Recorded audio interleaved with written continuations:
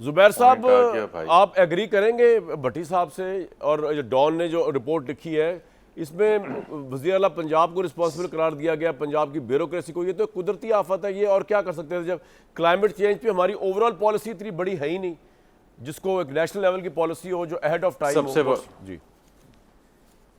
سب سے زیادہ قصوروار تو شہباز شریف صاحب ہیں، کیسے؟ جو 3.5 سال سے اس عہدے پر بیٹھے ہوئے ہیں تقریباً. اور 2022 میں سیلاب آیا تھا. میں بھٹی صاحب کی تو میں مکمل 100% ان کی باتوں سے ایگری کرتا ہوں، لیکن میں ایک اسپیسیفک ایگزامپلز بھی دینا چاہتا ہوں کہ نااہلی کس طرح سے انہوں نے کی ہے.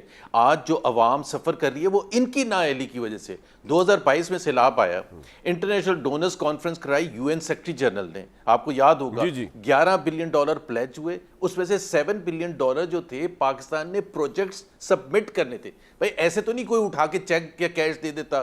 آپ یہ بتاتے ہیں کہ بھائی یہاں ہاؤسنگ سوسائٹی ہم نے بنانی ہے، یہاں ہم نے ڈیم بنانا ہے، یہاں ہم نے کنال ایک نئی بنانی ہے، ایک پروجیکٹ بائی پروجیکٹ دینا تھا نا.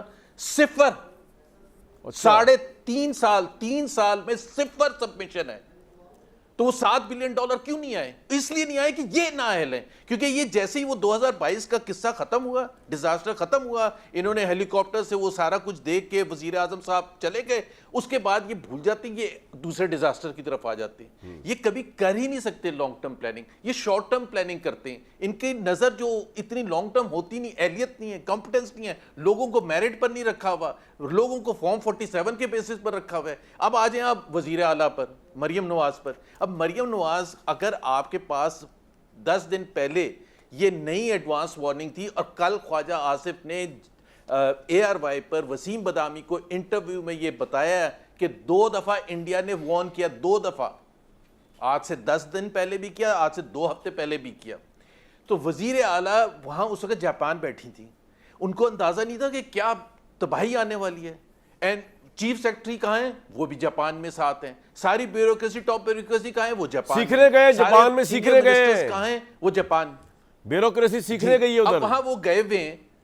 اچھا وہ آئے ہیں واپس، تو وہ جو ابھی انہوں نے بتایا کہ مری میں یا چھانگلا گلی میں جہاں بھی بیٹھک ہو رہی ہے، نظام کے تسلسل کے حوالے سے فیصلے ہو رہے ہیں.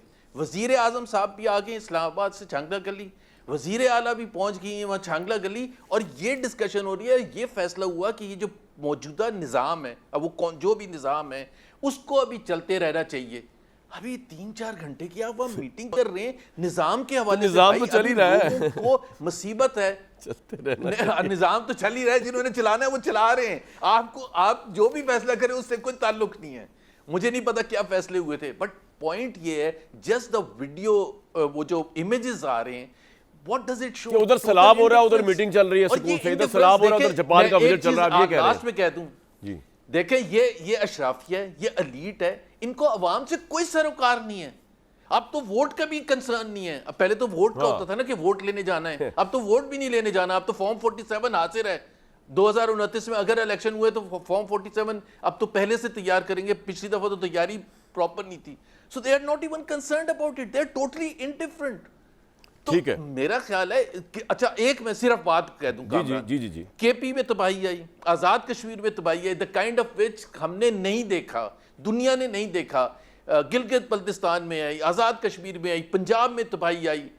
مجھے آپ یہ بتا دیں کہ ایک بندے کی اکاؤنٹیبلٹی ہوئے گی، ایک ہر بندہ آ جائے گا. مصدق ملک صاحب ایسا لیکچر دینے آ جائیں گے، وزیر اعظم نے یہ فرمایا، وزیر اعظم نے یہ فرمایا، مریم نواز آئیں گی وہ ایکسپلینیشن دیں گی، وزیر اعظم آئیں گی وہ ایک کی بھی اکاؤنٹیبلٹی نہیں ہوگی. اور آج جو میں کہہ رہا تھا نا، یہ جو 2022 کے اس کے بعد نئی تیاری کی تھی، یہ میں نہیں کہہ رہا، یہ فائنانس منسٹر محمد اورنگزیب نے کہا ہے کہ 2022 میں جو ہم نے کہا کیا تھا کرنے کے لیے ہم نے نہیں کیا.